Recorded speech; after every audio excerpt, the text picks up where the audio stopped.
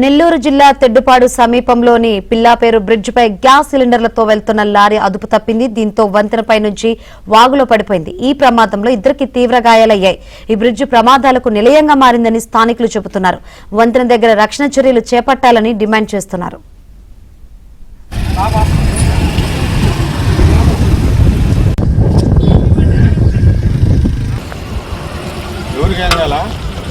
Gas బండి ఉంది కదా, ఎట్లా చాలేదే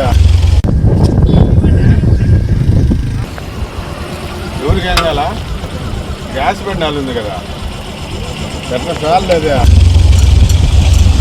తీవ్ర గాయాలయ్యాయి. ఈ బ్రిడ్జి ప్రమాదాలకు నిలయంగా మారిందని స్థానికులు చెబుతున్నారు. వంతెన దగ్గర రక్షణ చర్యలు చేపట్టాలని డిమాండ్ చేస్తున్నారు.